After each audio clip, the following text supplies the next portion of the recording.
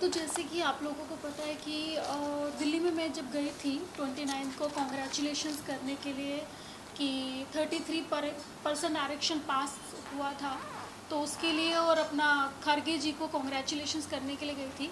और जैसे गेट पे दरवाज़ा बंद कर दिया गया और मेरे ऊपर हमला कराया गया और मेरे पापा को भी मारा गया, और जिसकी वजह से मेरे पापा मतलब लाइक अभी तक उस सदमे से, इनफैक्ट मैं भी उस सदमे से नहीं निकल पाई हूँ। तो मैंने पहले भी मीडिया में बोला था कि मैं 2-3 दिन का वेट करूँगी, तो मैंने वेट किया। मुझे लगा था शायद अब पार्टी की तरफ से कुछ आएगा या अब मुझे कोई एक रिप्लाई तो आएगा, बट कुछ भी रिप्लाई नहीं आया गया। तो फिर अभी मैंने डिसाइड किया है कि अभी मुझे इस चीज़ पे एक्शन लेना चाहिए, क्योंकि ये गलत है। ये मतलब मेरे साथ नहीं हुआ, ये मतलब हर देश की बेटी के साथ हुआ है जो मतलब लाइक आगे बढ़ना चाहती है या आपकी अपने हक की लड़ाई लड़ना चाहती है। तो उस चीज़ पे मैंने अपना मैंने कार्रवाई की है, जिसकी वजह से मैंने अभी 1-2 दिन हुए हैं शायद हम लोगों को हमने ये भेजा है, क्योंकि मुझे इस चीज़ पे अब मैं चुप नहीं बैठूंगी, क्योंकि जब मैं गलत नहीं हूँ तो मैं गलत सहूँगी भी नहीं। और जिसने ये किया है, और मैं चाहती हूँ, मैं इनफैक्ट प्रेजेंट गवर्नमेंट से भी चाहती हूँ और अपनी कांग्रेस पार्टी से भी चाहती हूँ कि उस व्यक्ति का पता लगाया जाए, क्योंकि मुझे वो व्यक्ति पता है। आप लोग अपनी चीज़ों से पता लगाए, और जिसकी वजह से मैंने प्राइम मिनिस्टर ऑफ इंडिया को भी भेजा है अपनी प्रोटेक्शन के लिए, और the home minister of India को भी भेजा हुआ है, और the minister of information and broadcasting को भी भेजा गया है, and national commission of schedule caste को भी भेजा है। ये सब लोगों को मैंने भेजा है, क्योंकि मुझे ऐसा लगता है कि जब इन लोगों ने ऑन रोड मेरे पे हमला कराया गया है, तो अगर मैं FIR करवाने के लिए जाती हूँ तो पता नहीं ये लोग मेरे पे क्या करा दे। तो मैं सरकार से यही दरख्वास्त करती हूँ, महाराष्ट्र गवर्नमेंट से और दिल्ली गवर्नमेंट से और यहाँ तक कि प्रेजेंट गवर्नमेंट से, कि मुझे सिक्योरिटी प्रोवाइड की जाए, जिससे कि मैं सही से अपनी FIR दर्ज करा दूँ, जिसकी वजह से उन लोगों को सज़ा मिले जिन्होंने मेरे साथ ये हमला करवाया है। इनफैक्ट मुझे एक बात समझ में नहीं आती कि ये सब चीज़ें कराने के बाद उल्टा ही मुझे पार्टी से निकाल दिया गया है, और वो भी जो लेटर आप लोगों ने देखा होगा सोशल मीडिया पे। मैं बताना चाहती हूँ सबको कि वो एक फेक लेटर है, वो झूठ लेटर है, जिस पे जो साइन आ रहा है श्याम किशोर शुक्ला जी, वो एक्स MLA है और इसके अनुशासन समिति के सदस्य हैं। तो पहला रूल तो ये होता है कि कोई एक्स MLA किसी एक्स MLA कैंडिडेट को निष्कासित नहीं कर सकता, उसको हक नहीं होता है। मुझे अगर कोई निष्कासित करेगा, वो करेगा प्रेसिडेंट, स्टेट प्रेसिडेंट, तो उनको कोई हक नहीं बनता है। और दूसरी चीज़, उन लोगों ने क्या किया कि एक लेटर पे बैक डेट की एंट्री डाल के मुझे निलंबित कर दिया गया है। तो ये भी उन लोगों ने पूरे देश में ये झूठा खेल जो लोग खेल रहे हैं, उस चीज़ को भी मैं सामने लेके आऊँगी कि आपको कोई हक नहीं बनता कि आप बैक डेट की, क्योंकि ना मुझे कोई रिसीविंग हुई है, ना मुझे मेल पे आया है, ना मुझे व्हाट्सएप पे आया है, मुझे कुछ भी नहीं आया है। तो आगे का ये वकील है और यही सारा चीज़ें उनसे सवाल करेंगे।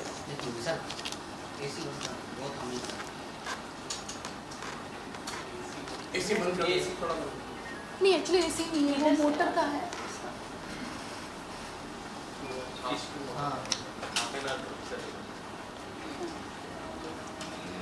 ऐसा नहीं सर, अभी आ रहा है, अभी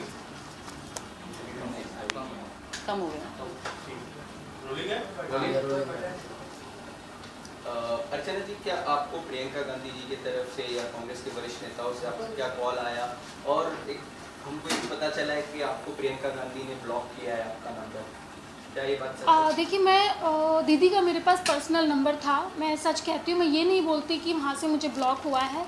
बट हाँ, जो नंबर मुझे मतलब जो मेरे पास था दीदी का नंबर, वो उस नंबर से मैं ब्लॉक हुई हूँ।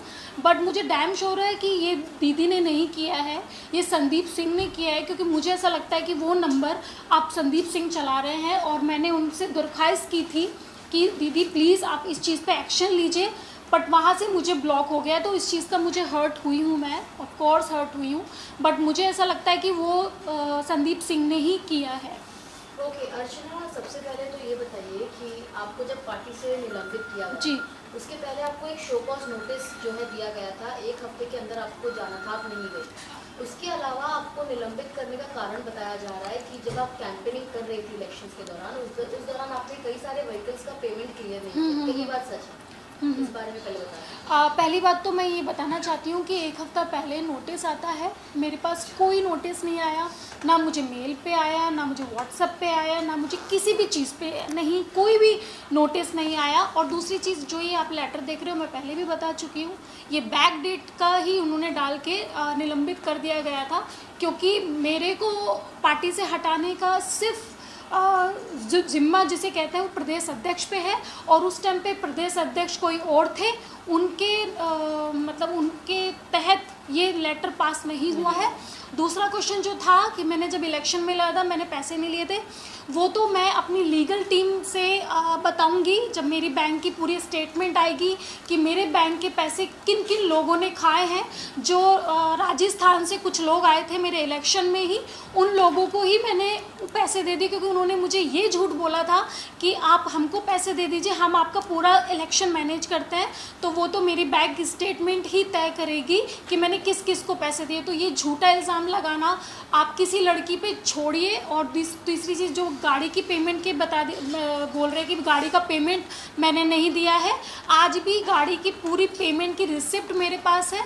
और चुनाव में एक किताब लिखी जो कॉपी होती है जिसमें आपको सारे बिल्स भरने होते हैं, तो उसमें वो बिल भरे हुए हैं, तो मेरे पास सारे सबूत हैं, और उसके लिए मेरे जो वकील हैं वो ही उनको इसका जवाब देंगे।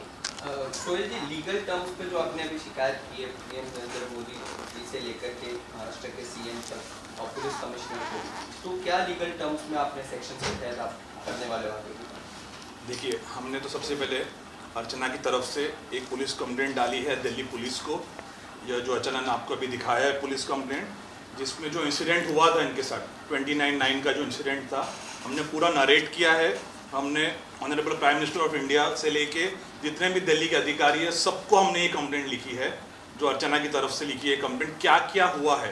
क्योंकि उस दिन के बाद से अभी तक इनको कुछ इंसाफ नहीं मिला था, कुछ चीज़ें इनके साथ हुई नहीं थी, ये भी काफ़ी डिस्टर्ब चल रही थी जो इंसिडेंट इनके साथ हुआ था।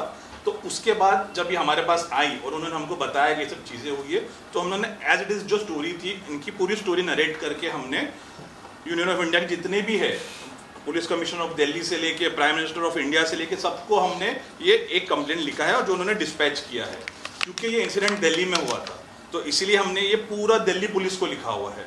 इंसिडेंट के हिसाब से एक एक चीज़ जो हुई है इनके साथ, जो उन्होंने कहा है, हमने पूरा ये दिल्ली पुलिस को लिखा के एक एक चीज़, इनकी जो चीज़ है, जो सच्चाई है, जो इनके साथ हुआ है, और होने के बाद जो आरोपी है उन पर एक्शन नहीं हुआ है, हमने पूरा ये लिखा था। अब ये लिखने के बाद इसको हो गया है 2 दिन, हमने 9 अक्टूबर को लिखा है सबको, सब जितने भी जो अथॉरिटीज़ है, गवर्नमेंट अथॉरिटीज़, पुलिस अथॉरिटीज़ को लिखा है।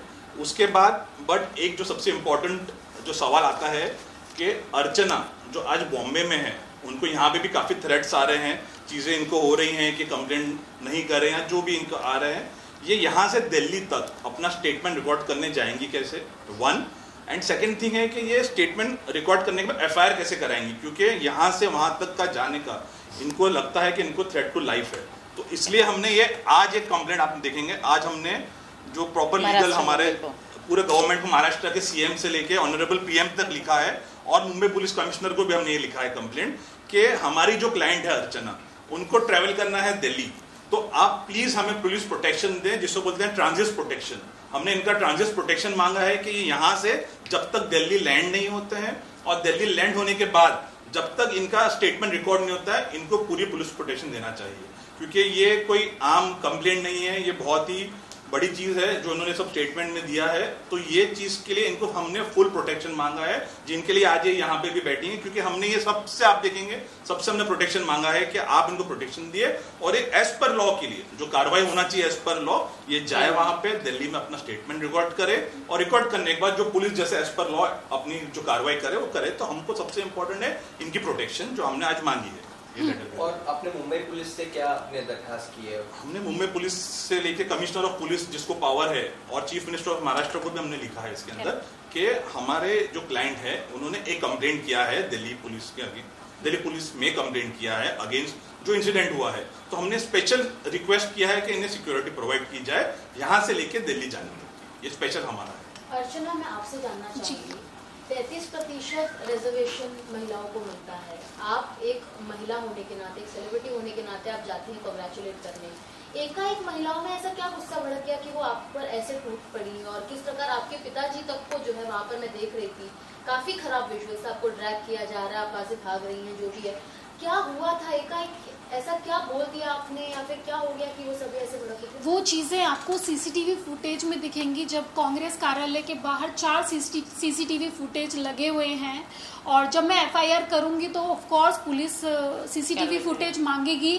तो जितने भी लोग, ये जो लोग मुझ पे जो लांछन लगा रहे हैं कि मैंने एक बहुत ही गलत तरीके से बर्ताव किया, तो उन लोगों को सामने पूरा असलियत दिख जाएगा और पूरी दुनिया के सामने सच का पता चल जाएगा कि मैं जस्ट, मेरे ड्राइवर के हाथों में बुके था, फ्लावर पोट था, और मैं जस्ट कॉन्ग्रेचुलेशंस करने गई थी। और ऐसा नहीं है, मैंने उनके पीए को, यानी जो संदीप सिंह है, उनका भी कोई पीए है जो कि अभी बैठे हुए हैं, मंत्री बन के बैठे हुए हैं, उनको भी मैंने एक रात पहले यानी 28 तारीख को 10 बजे उनको कॉल करके इन्फॉर्मेशन बोला था कि मैं 12 बजे कॉन्ग्रेचुलेशंस करने जा रही हूँ। तो उसकी भी रिकॉर्डिंग्स मेरे पास है, उसका भी सारे सबूत मेरे पास है। तो जब एफआईआर होगी तब पता चल जाएगा। उनका नाम भी धीरज गुजर है। तो धीरज गुजर को जाने से पहले ही मैंने इन्फॉर्मेशन दे दी थी। तो उन्होंने संदीप सिंह को बोला और संदीप सिंह ने ये एक दिन पहले ही पूरा प्लान बनाया गया। और आपको इतना भी बता दूं, मेरे पास सारी फोटोज़ हैं। जो बसेस आई थी वो लखनऊ से और बरेली से आई हुई थी, उसमें महिलाएं भर भर के आई हुई थी, क्योंकि दिल्ली में ये सब चीज़ें कहते हैं कि क्योंकि वो राष्ट्रीय लेवल पे चला जाता। तो इन लोगों ने मतलब यूपी से यानी लखनऊ से गाड़ियां भर भर के औरतें बुलवाई थी मेरे पे हमला करवाने के लिए। तो ये सब चीज़ें आपको पता चलेंगी जब एफआईआर होगी और पुलिस जब अपनी कार्रवाई करेगी, तब आपको पता चलेगा कि उन लोगों ने मुझे मारने का प्लान किया हुआ था और उनका ये प्लान फेल हो गया। अच्छा, जैसे कि आपने लास्ट टाइम बताया था कि राहुल गांधी और प्रियंका गांधी से मैं बात करूंगी, तो प्रियंका गांधी पर तो कहीं ना कहीं आप बोल रहे हैं कि फोन जो है ब्लॉक किया गया। नहीं, वो उनका फोन नहीं है, क्योंकि मैं इस पे संक्षिप्त टिप्पणी नहीं दे सकती, बट मुझे 110% पता है कि उनका फ़ोन ही उनके पीए के हाथ में है। इस वजह से कि दीदी को ये बात पता ना चल जाए, राहुल गांधी जी को ये बात पता ना चल जाए, तो वो जो भी मेरे रास्ते में मैं मिलने की कोशिश करती हूँ वो उसी दीवार को हटा देता है। तो ये चीज़ें हैं। लेकिन कहीं ना कहीं ये इशू जो है काफ़ी सोशल मीडिया पे काफ़ी सभी लोग देख रहे हैं, तो लोग भी तो देखते होंगे कहीं ना कहीं, फिर भी आपसे डायरेक्ट कांटेक्ट ना कर पाना, इसके पीछे क्या रीजन मानते हैं? कहीं ना कहीं वो भी नहीं चाहते हैं ये सिनारियो दिख रहा है, दिख क्या रहा है? मैं बता रही हूँ आपको क्या हुआ है। मैं ये तो अपने वकील को भी दूंगी और जज को भी दूंगी। इन लोगों ने एक कांग्रेस के जो कुछ लोग हैं, जिसे मैंने बोला हुआ है कि जो कांग्रेस का सिस्टम खराब कर रहे हैं, उन लोगों ने एक ब्रॉडकास्ट मैसेज डाला है जिसमें ये बोला गया है कि अर्चना को ऐसा बोलो, आप ऐसा बोलो अर्चना के लिए, हम लोगों ने इतना किया है और ये ऐसा कर रहे हैं। मतलब लोगों से ज़बरदस्ती फ़ोन करा रहे हैं और गलत लिखने के लिए बोला जा रहा है। इसके भी सारे सबूत मेरे पास हैं। तो मे भी ये भी हो सकता है कि राहुल गांधी जी और प्रियंका गांधी जी को मेरे बारे में गलत बोला गया हो संदीप सिंह के माध्यम से, जिसकी वजह से वो शायद उस चीज़ को सीरियसली नहीं ले रहे हैं। इसीलिए मैंने लीगल टीम का सहारा लिया, इसीलिए मैंने कागजातों का सहारा लिया कि उन लोगों को पता चले कि जिस दलित लड़की के लिए आप इतनी मेहनत करते हैं, उनको आगे तक लेके जा रहे हैं, आपके ही सिस्टम में जो बैठे इंसान है संदीप सिंह जैसे लोग, वो ही देख दलित लड़की के साथ ऐसा करते हैं, मारपीट करते हैं और इस पे जानलेवा हमला कराया जा रहा है। तो वो सब सारी सच्चाई उनके सामने आनी चाहिए, मैं यही बोलना चाहती हूँ। इसीलिए मैंने अब एक वकील का सहारा लिया है, मैंने कागज़ का सहारा लिया है, क्योंकि बाबा साहब अम्बेडकर ने एक बात बोली थी, संविधान। तो संविधान में सारे कानून बनाए गए हैं, तो मैंने आज उन बाबा साहब के कानून का सहारा लिया है। अब मुझे ये देखना है कि मुझे इस पे इंसाफ मिलेगा या नहीं। मुझे सिर्फ इतना बोलना है कि आज मैं जिंदा हूँ, आज मैं अपने लिए लड़ रही हूँ। कल को अगर मैं मर जाती तो सब लोग अपनी अपनी राजनीति करने सड़क पे उतर जाते कि एक दलित लड़की की हत्या की गई है ऑन रोड पे, और सब लोग अपनी राजनीति करते, चाहे वो कोई सी भी पार्टी से हो। तो मैं बस उन नेताओं से, उन बड़े बड़े नेताओं से सिर्फ ये पूछना चाहती हूँ कि आज मैं जिंदा हूँ, ये मेरी माता रानी शायद मेरे साथ है, या मेरे माता पिता मेरे साथ हैं, जो मैं आज जिंदा हूँ। अगर आज ही मैं मर जाती तो आप सब लोग राजनीति पे उतर जाते। तो आज सारे बड़े नेता क्यों चुप बैठे हैं, क्यों नहीं बात कर रहे? मैं खड़गे जी से भी बोलना चाहती हूँ, क्या आपको नहीं दिखता है कि मेरे साथ गलत हुआ है? खड़गे जी, राहुल गांधी जी, क्या आपको नहीं दिखता है? आप इस चीज़ का पता तो लगाइए, आप किसी की बातों में क्यों आते हैं? आप एक बार सच्चाई का पता करिए। इनफैक्ट मैं सभी पार्टीज के नेताओं को बोल रही हूँ, मैं मोदी जी से भी दरख्वास्त करना चाहती हूँ कि प्लीज़ आप भी इस चीज़ पे एक्शन लीजिए। और महाराष्ट्र के सीएम से भी मैं बोलना चाहती हूँ, दिल्ली के सीएम से भी बोलना चाहती हूँ, केजरीवाल जी से भी बोलना चाहती हूँ। तो आज बस मुझे ये देखना है कि एक जिंदा लड़की जिस पे ये सब चीज़ें हुई हैं उसको इंसाफ मिलता है या नहीं। और कहीं ना कहीं विपक्ष का भी कोई कमेंट नहीं आ रहा, अब तक कोई स्टेटमेंट नहीं आ रहा ऑफिशियली, तो इस पर क्या टेक आपने कहीं किसी से संपर्क साधने की कोशिश की? देखिए, मैं अभी मुझे नहीं पता, आपको पता, मैं आपको बताती हूँ, मैं घर से नहीं निकली हूँ। मैं जब से मैं आई हूँ, मैं आई थी 29 की रात को आई हूँ। मैं 29 की रात को मैं घर से नहीं निकली हूँ। मैं चुपके बिल में घुस के बैठी हुई थी। 1 दिन हुआ, 2 दिन हुआ, 3 दिन हुआ, कुछ नहीं हुआ, और उल्टा मेरे को निलंबित कर दिया गया। सारा चीज़ें मेरे पे आ रही है। फिर मैंने सोचा कि अर्चना, अगर तू डर गई तो फिर इस देश में कोई भी लड़की अपने लिए स्टैंड नहीं ले सकती। और उसके बाद से फिर मैंने डिसाइड किया, और फिर मैंने अपने एडवोकेट जो अपना सोहेल जी हैं, इनसे कांटेक्ट किया। और चांदनी जी हमेशा मुझे बोलती रही है, अर्चना तुम्हें चुप नहीं बैठना है, तुम्हें इसके खिलाफ कुछ ना कुछ कार्रवाई करनी है, अदरवाइज तुम्हारी तरह बाकी लड़कियां भी फिर तुम्हारी जैसी रह जाएंगी। फिर मैंने माइंडसेट किया, अब कुछ भी होगा मैं ये लड़ाई लड़ूंगी और आगे सबको प्रूव करूंगी कि मैं सही हूँ और ये सब लोग गलत हैं। और आपको इस चीज़ का पता सीसीटीवी फुटेज में दिख जाएगा। इस वक्त आप जो है जी, कितना डिफिकल्ट था अर्चना गौतम को, उनके ये पूरा जो हादसा हुआ उसके बाद से उनको एक सपोर्ट करना, उनको मेंटली स्ट्रॉन्ग करना, कितना डिफिकल्ट था आपके लिए बीइंग अ फैमिली फ्रेंड और एक दोस्त के नाते? जैसे कि मैंने आप लोगों को पहले भी बताया था, 29 को जब मेरी अर्चना से फ़ोन पे बात हुई थी तो बहुत ही ज़्यादा वो घबराई हुई थी और किसी न किसी तरह से वो मुंबई पहुंची, जैसे कि मैंने पहले भी प्रेस वालों को बताया था। पर जब मैं उससे मिली तो जो उसकी कंडीशन थी, एक सहमी हुई लड़की जिसको आप सबने देखा है कि वो बहुत ही बोल्ड है, अपनी बात को हमेशा रखती है सबके सामने। जैसे कि इसका बिग बॉस में भी एक इंसिडेंट हुआ था, जिनको ये दीदी बोलती है प्रियंका गांधी जी को लेके, उस पर भी इसने पूरा एक्शन लिया था।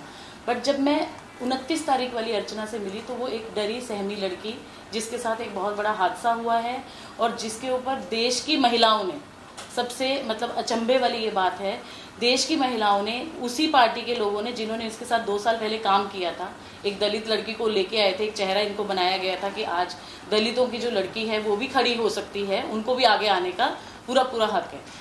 उसके बाद जब मैं इनसे मिली तो इनमें ये बोले कि मुझे किसी बारे में बात नहीं करनी है, मैं इस चीज़ को आगे नहीं लेके जाना चाहती हूँ। मेरे पिताजी पे बहुत घात हुआ है, इनकी हालत इतनी ख़राब थी कि इनको मारा गया, पीटा गया, गाड़ी के आगे बोनट पे डाला गया। शायद मुझे जहाँ तक लगता है कि एक हत्या की साजिश थी। जहाँ तक जब हम देखते हैं कि भीड़ में किसी आदमी पे या औरत पे ऐसे हमला किया जाता है तो वो कहीं ना कहीं एक उसके पीछे एक एजेंडा है, वो सोची समझी एक साजिश होती है, कहलाता है। हाँ, तो जैसे जो वहाँ पे, जैसे अर्चना ने मुझे इंसिडेंट में बताया कि बहुत सारे वहाँ पे मर्दों ने भी, जिसको हम कहते हैं, वहाँ पे जो कांग्रेस के लोग थे उन्होंने चुंटियाँ इसको काटी, बॉडी में दुपट्टे को खींचा गया। तो बहुत ही घिनौनी साजिश थी ये, जिसको मैं कहना चाहूँगी।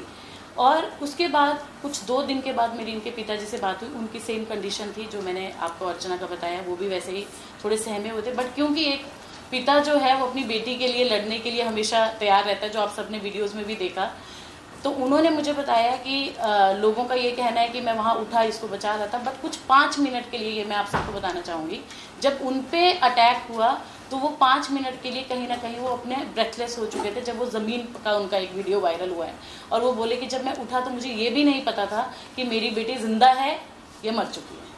तो ऐसा इंसिडेंट से बाहर आना, और जब मैंने अर्चना से बात की, उसको मानसिक तौर पे तैयार करना, क्योंकि आप जब ऐसी कोई चीज़ें होती है तो आपको मानसिक घाव सबसे ज़्यादा होता है जो दिखता नहीं है। शारीरिक घाव आपको दिख जाते हैं पर मानसिक घाव आपको कभी नहीं दिखते हैं। तो ये हमने डिसाइड किया, और मैंने भी और मेरी फैमिली ने भी, कि हम अर्चना को सपोर्ट करेंगे। और मैं पहले दिन से, जब 29 को मेरे सामने ये बात आई थी, मैंने भी डिसाइड किया कि एक औरत को एक औरत के काम आना पड़ेगा, हम लोग को आवाज़ उठानी पड़ेगी इस इंसिडेंट के ऊपर, क्योंकि आज अर्चना है जिसका नाम है, आप सब उसके नाम पे बात भी करते हैं, हम जैसे देख रहे हैं कि देश दुनिया में अभी ये पूरा जगह पे ये बात हो चुकी है। बट अगर यही उस कार्यालय के सामने शायद एक आम महिला होती या एक आम कार्यकर्ता होती, उसके साथ अगर ऐसा व्यवहार होता तो वो किसके पास जाती? तो ऐसे कुछ जो इंसिडेंट हमारे देश में होते हैं, उसके लिए वो सब समझा के हमने बातचीत की आपस में। इसने भी अपना पूरा पावर को इकट्ठा किया दोबारा कि ठीक है, आप सब बोलते हैं, आप सब मुझे साथ दीजिए और मैं ये लड़ाई लड़ूंगी। तो हमने पहली प्रेस कॉन्फ्रेंस की जिसमें हम सब ने आपसे बात की।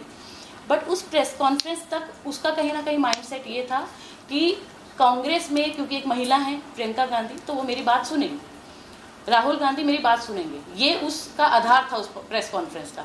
बट जब हमने 2 दिन तक लिटरली हमने वेट किया तो वो चीज़ नहीं आई, कहीं ना कहीं वहाँ से कोई जवाब नहीं आया। और जो निलंबन का आया वो आप सब ने देखा, सब नेशनल मीडिया पे वो था, और एक वो फेक लेटर और था, डिलीट भी करवाया गया। हाँ। तो कुछ ऐसे, और जो मैं ये भी कहना चाहूँगी, ये कहीं ना कहीं ये बात हमारी रह गई थी उस समय भी प्रेस कॉन्फ्रेंस में। अर्चना के साथ साथ जो दिल्ली में मीडिया की जो महिला कर्मचारी थी, उस पर भी आप देखिए, उस वीडियो में आप देखिए, बहुत सी लड़कियां जो माइक लेके वहाँ थी उनको भी पुश किया गया। और उन्होंने जो इंडिया न्यूज़ पे जो पहली खबर ये आई थी, उस लिंक को डिलीट करवाया गया विदिन अ फ्यू सेकेंड्स। तो वो उन्हीं महिलाओं ने, और वो जिस लड़की को पुश किया गया था उसके हाथ में माइक था इंडिया न्यूज़ का, ये मैंने खुद वीडियो में देखा है। और उसी लड़की को जोर से धक्का दिया गया था अर्चना के बाद। बहुत सारी वहाँ पे और भी थी, क्योंकि हम देखते हैं 10 जनपद 12 जनपद के आसपास, हमेशा से खुद मैं दिल्ली से हूँ, तो वहाँ पे बहुत सारी पुलिस वैन्स होती हैं। तो उन्होंने वो कैप्चर किया पूरा, और वो एक के बाद एक सारे न्यूज़ चैनल से उनको डिलीट करवाया गया। जो पहला न्यूज़ चैनल था वो इंडिया न्यूज़ था, और हमने उस पर देखा भी कि अब वो अवेलेबल नहीं है, वो लिंक भी मेरे पास, वो लिंक भी इनके पास है जो हमने मीडिया में दिखाया था। तो ये सब जब चीज़ें हुई, उसके बाद हमने दोनों ने डिसाइड किया कि हम लॉयर को मिलेंगे।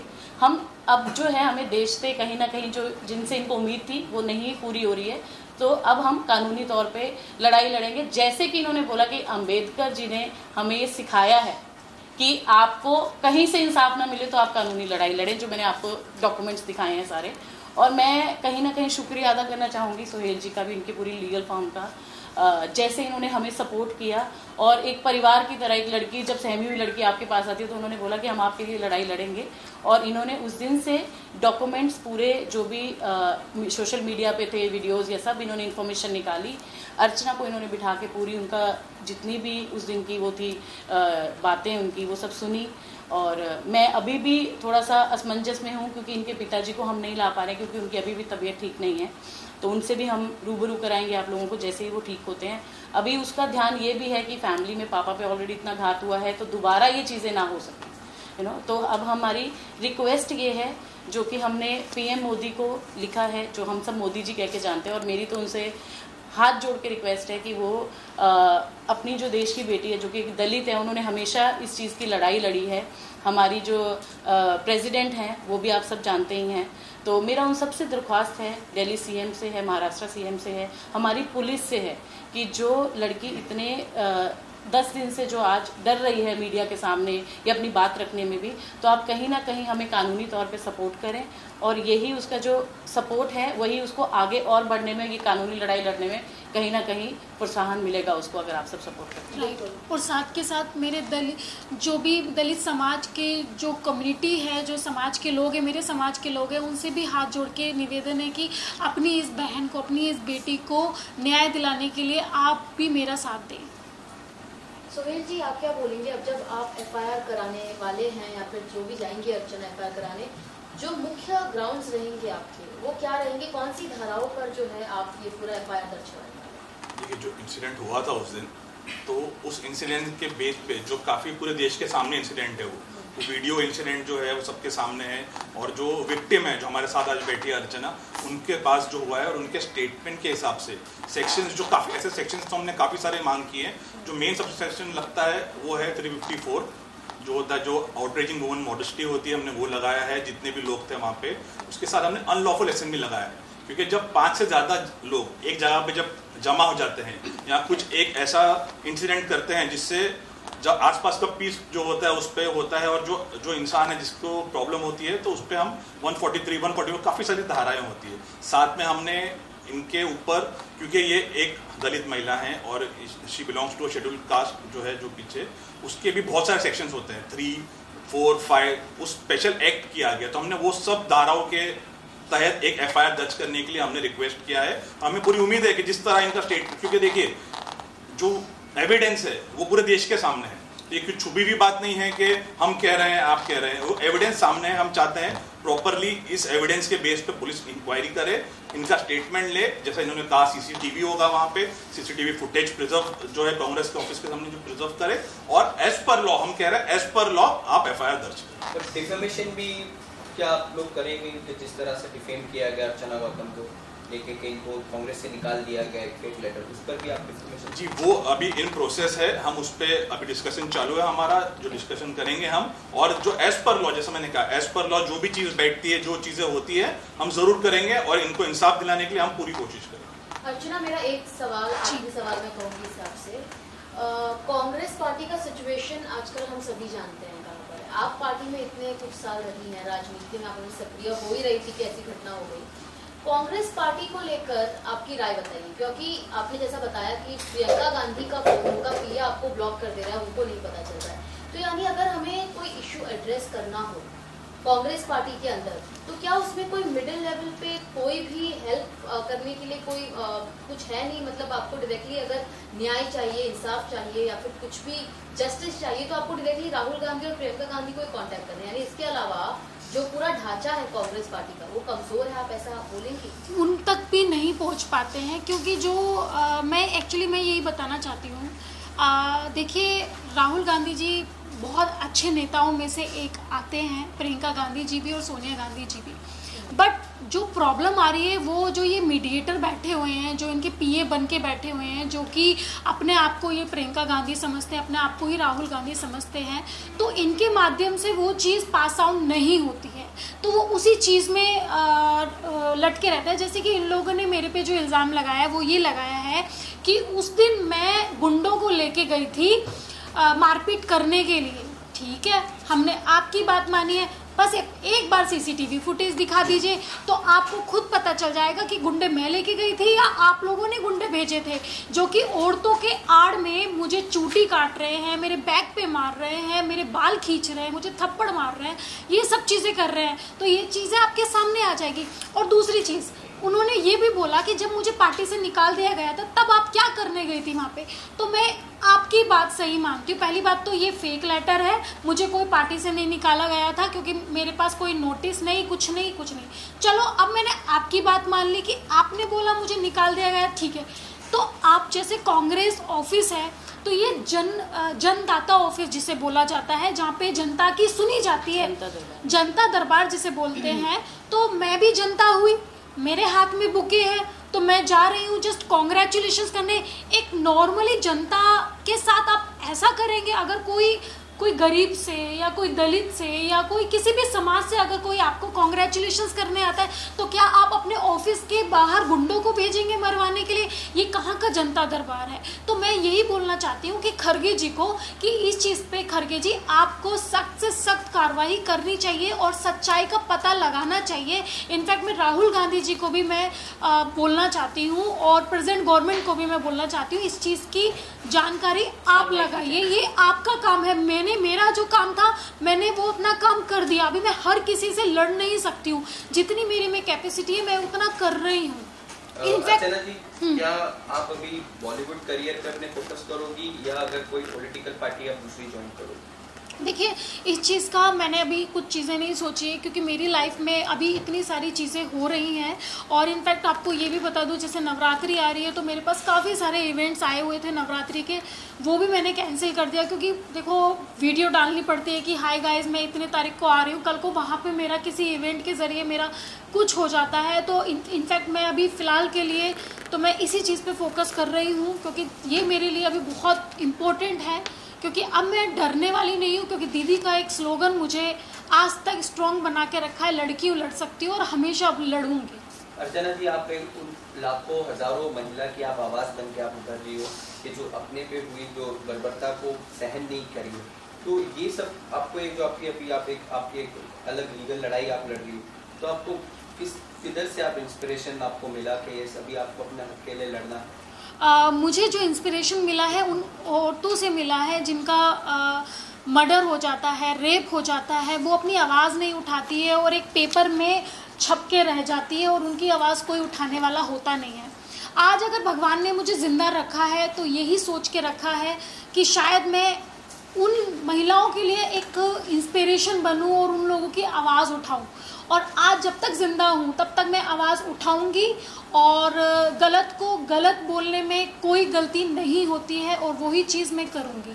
तो मुझे उन महिलाओं से इंस्पिरेशन मिला है जिनका रेप हो जाता है, जिनका मर्डर हो जाता है और कोई बोलने वाला नहीं रहता। उन महिलाओं से इंस्पिरेशन मिला। अच्छा, जब जो आप बिग बॉस जीत के आई थी, मेरठ में काफी आपको सपोर्ट, काफी प्यार मिला था, काफी बैनरबाजी भी हुई थी, तो इस तरह से आपके साथ हादसा हुआ दिल में, क्या इसको लेकर मेरठ के जो आपको सपोर्ट करते हैं उसके द्वारा, मेरठ के सरकार द्वारा कोई अपील आई या कोई सपोर्ट हुआ?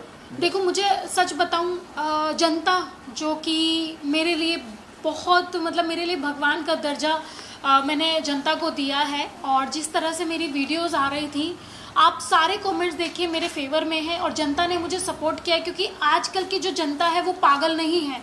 सोशल मीडिया पे सब कुछ दिख जाता है, सच का सच, पानी का पानी पता चल जाता है। तो जनता ने मुझे बहुत सपोर्ट किया है, बहुत सहयोग दिया है। तो मैं यही चीज़ें मैं जनता पे छोड़ती हूँ कि मुझे जनता ही इंसाफ दिलाएगी, मुझे उन पर भरोसा है।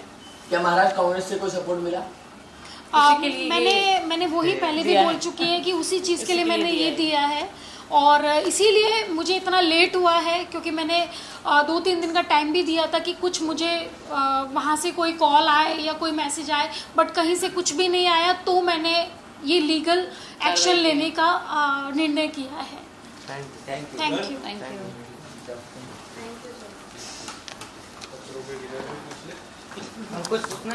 कि मैं 12 तारीख को दिल्ली जा रही हूँ। 12 तारीख को जब कुछ हुआ तो फिर कौन लेगा? इसमें 9 को हमने दे दिया, 9, 10, 11, 12 को मेरा मैं जाऊँगी, ठीक है, तो 12 से पहले मैं जाऊँगी। रील है ना, रील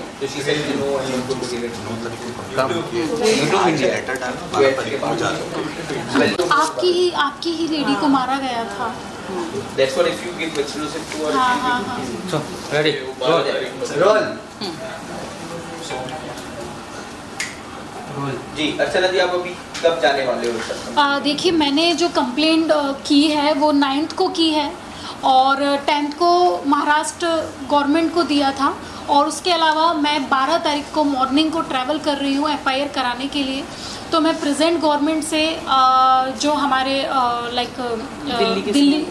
दिल्ली के CM हैं, उनको भी मैं बोलना चाहती हूँ कि प्लीज़, और महाराष्ट्र के CM है, उन लोगों से मैं दरख्वास्त करती हूँ कि मुझे प्रोटेक्शन मिले, और क्योंकि मेरी सच में जान को बहुत ज़्यादा प्रॉब्लम हो सकती है, क्योंकि कोई भी नहीं चाहेगा कि मैं उनके खिलाफ FIR दूं, तो वो लोग रोकने के लिए बहुत सारी चीज़ें कर सकते हैं। तो प्लीज़ मुझे प्रोटेक्शन प्रोवाइड किया जाए, जिससे कि मैं सही सलामत अपना घर वापस आ सकूं FIR करा के। तो मुझे दिल्ली एयरपोर्ट पे सिक्योरिटी चाहिए, और यहाँ से मुंबई तक जाने की भी मुझे सिक्योरिटी चाहिए। तो प्लीज़ आप लोग मुझे सिक्योरिटी प्रोवाइड करें प्लीज़। इसमें मैं थोड़ा सा 1-2 पॉइंट्स आप लोग को बताना चाहूँगी। जैसे कि उन्होंने बोला है, महाराष्ट्र गवर्नमेंट से उन्होंने जो रिक्वेस्ट की है, तो जब वो घर से निकल रही हैं, ऑब्वियसली आप सब ने अभी जैसे पूछा कि इतने दिन से आपने इस बारे में बात नहीं की, ये लीगल थोड़ा सा जब आप कार्रवाई करते हैं, इसकी हैंड रिसीविंग हुई है, ये आप ज़रूर इस पर गौर डालिए। हाँ। और उसके बाद ये बाया ईमेल भी सब ऑफिस में जितने भी हैं, CM PM